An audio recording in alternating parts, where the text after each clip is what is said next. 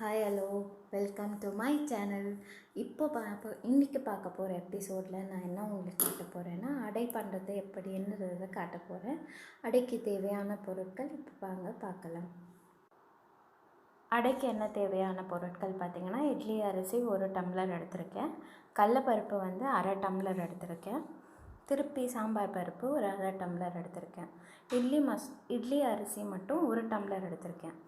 இட்லி அரிசி 1 டம்ளர், கடலப்பருப்பு 1/2 டம்ளர், கடலப்பருப்பு 1/2 டம்ளர், சாம்பார் பருப்பு 1/2 டம்ளர். இது மூணுத்தையும் தண்ணி ஊற்றி நம்ம சோக் பண்ணி வச்சுருந்தோம். எவ்வளோ ஹவர்ஸ்க்கு வச்சுருந்தோன்னா ஒரு 4 ஹவர்ஸ்க்கு வச்சுருந்தோம். இப்போ வந்து இதை மிக்சியில் எடுத்தாச்சு. ஓகேங்களா, மிக்சியில் எடுத்திருக்கேன்.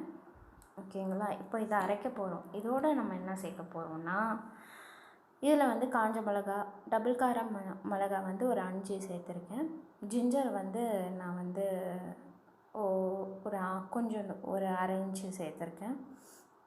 இதில் வந்து சோம்பு, கொஞ்சோண்டு 2 கிராம்பு, இந்த கரம் மசாலாவோட ஃப்ளேவர் கிடைக்கணுங்காக நான் இதெல்லாம் சேர்த்துருக்கேன். இப்போ வாங்க ரெசிபிக்கு போகலாம். இப்போ இதை வந்து நான் வந்து இதில் போட்டு இப்போது வந்து இதை நம்ம அரைக்க போகிறோம். இதில் கொஞ்சம் சால்ட்டு போட்டு நம்ம இப்போ அரைக்க போகிறோம். சால்ட் வந்து தேவையான அளவு எடுத்துக்கோங்க, ரொம்ப போட வேண்டாம். சால்ட் வந்து தேவையான அளவு போட போகிறோம். இப்போ பார்த்திங்கன்னா நான் அடை மாவு வந்து அரைச்சி வச்சுருக்கேன். இது வந்து இப்படி தான் இருக்கும், நல்லா கோஸ்லியாக நான் நல்லா அரைச்சிட்டேன்.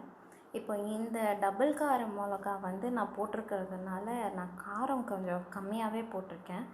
நீங்கள் நார்மல் மிளகானா நீங்கள் ஒரு 6-7 கூட தாங்கும். இது நான் வந்து டபுள் காரம் மிளகா 5 போட்டாவே அது செம காரம் அடிக்கும், அதனால் 5 யூஸ் பண்ணியிருக்கேன். இதுதான் இந்த மிக்சரை வந்து அழகாக வந்து இந்த நான் வந்து வெங்காயம் அரிஞ்சு வச்சுருக்கேன். இந்த மாதிரி வெங்காயம் அரிஞ்சு வச்சுருக்கேன். இந்த வெங்காயம் வந்து கிட்டத்தட்ட 1.5 வெங்காயம் போட்டிருக்கேன். இதில் வந்து இந்த அடை மாவை அப்படியே சேர்க்க போகிறோம்.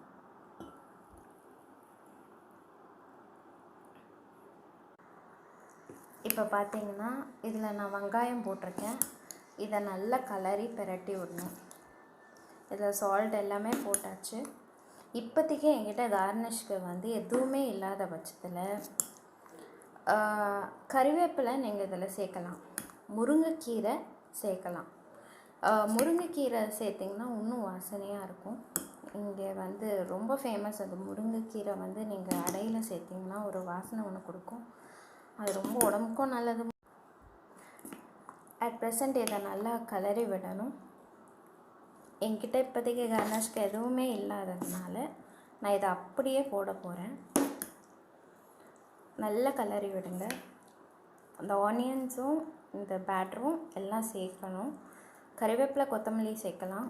அட் ப்ரெசண்ட் லாக்டவுன்னால் எனக்கு இப்போ டைமில் எனக்கு கறிவேப்பிலை கிடைக்காத பட்சத்தில் நான் இதை அப்படியே போட போகிறேன்.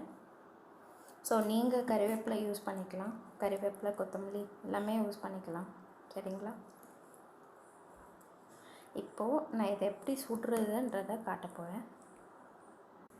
ஸோ நான் இப்போ வந்து தவாவை பற்ற வச்சுருக்கேன். அது பாருங்கள், நான் பற்ற வச்சுருக்கேன் தவாவை.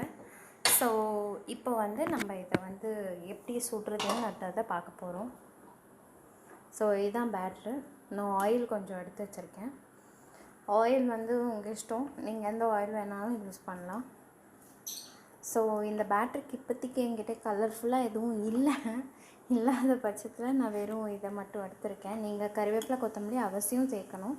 சேர்த்தா தான் ஒரு நல்ல வாசனை அதிகமாக கொடுக்கும். ஏற்கனவே இதில் பச்சை சோம்பு சேர்த்துருக்கிறதுனால அந்த மசாலாவோட தன்மை வந்து இதில் இருக்கும். ஸோ இப்போ சுடுறோம். தவா காஞ்சிட்ருக்கும்.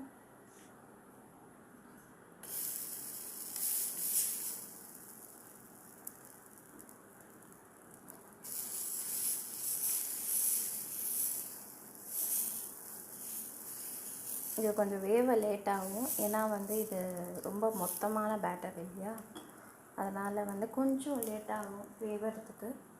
ஆனால் வெந்து முடிச்சிட்டேன்னா அதோட இதுவே டிஃப்ரெண்ட்டாக இருக்கும். உங்களுக்கு கண்டிப்பாக அவசியம் இந்த ரெசிபி ரொம்ப பிடிக்கும். ஏன்னா இதில் கொஞ்சம் கரம் மசாலா நம்ம டேஸ்ட்டுக்கு ஏற்ற மாதிரி சேர்த்துருக்கேன். ஸோ இவ்வளோ எண்ணெய் வந்து அடை ஊற்றுறோன்னு யோசிக்காதீங்க. ஏன்னா இதெல்லாம் ஊற்றினா தான் இந்த அடை ரொம்ப முறுவலாக வரும். என்னை பொறுத்த வரைக்கும் அடைக்கு நிறைய எண்ணெய் தேவை.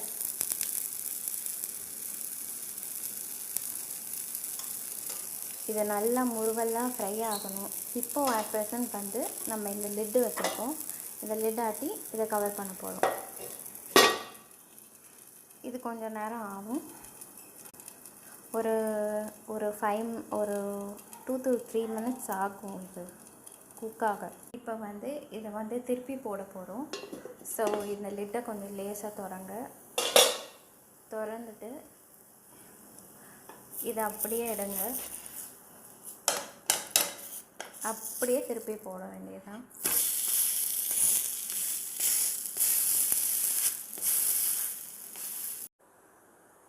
இது கொஞ்ச நேரம் க்ளோஸ் பண்ணி வச்சா தான் இது வந்து கொஞ்சம் நல்லாயிருக்கும் பார்க்குறதுக்கு.